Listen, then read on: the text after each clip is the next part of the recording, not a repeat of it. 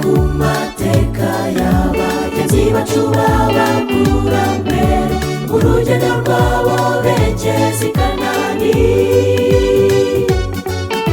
Bageze ku nyanja itukura babura inzira, inyuma yabo hari ingabo zishaka kubica.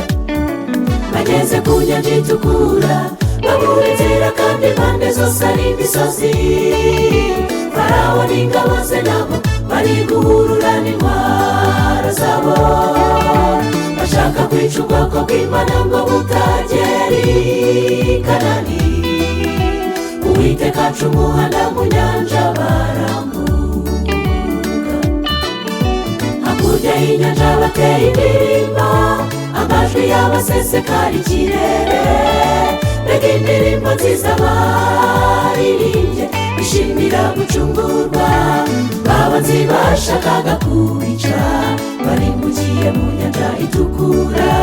Gakondo yabo ariyo Kanani yari yahumuye.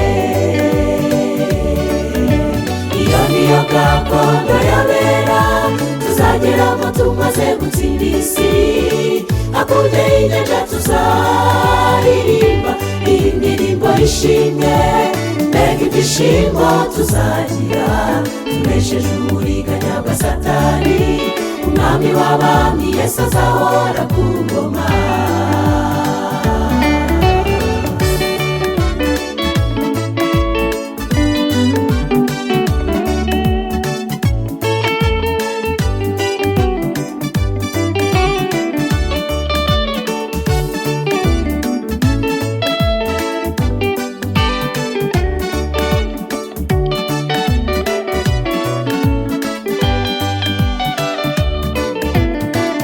Turabisiraheli turerekeza muri Kanani, tumise imiburo ngo tuve mu Egiputa. Y'amategeko Mose yahawe ku musozi Sinayi, twayahawe umurage ngo dusoze uyu murimo. Kandi muri iki gihe cyacu dufite Farawo n'ingabo ze ahantu hose, bahagurukiye kurwanya amategeko y'Imana n'umwuka w'ubuhanuzi. Yorodani iri imbere yacu ariyo karengane duteye ubwoba, ariko nshuti ntimugire ubwoba tuzayambuka. Barahirwa abantu bose bazatsinda, akaga n'amakuba bitwegereje. Nubwo byaba biremereye cyane kuruta ibyigeze kubaho, ubwoko bw'Imana mukomere.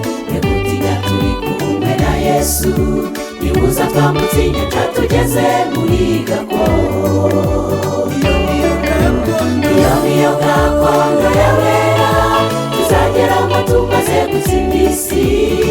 Hakurya y'inyanja tuzaririmba iyi ndirimbo y'ishimwe. Mbega ibyishimo tuzagira tunesheje uburiganya bwa Satani. Umwami w'abami Yesu azahora ku ngoma. Iyo niyo gakondo y'abera tuzageramo tumaze gutsinda isi. Hakurya y'inyanja tuzaririmba iyi ndirimbo y'ishimwe. Mbega ibyishimo tuzagira tunesheje uburiganya bwa Satani. Umwami w'abami Yesu azahora ku ngoma. Iyo niyo gakondo y'abera tuzageramo tumaze gutsinda isi. Hakurya y'inyanja tuzaririmba iyi ndirimbo y'ishimwe. Mbega ibyishimo tuzagira tunesheje uburiganya bwa Satani. Umwami w'abami Yesu azahora ku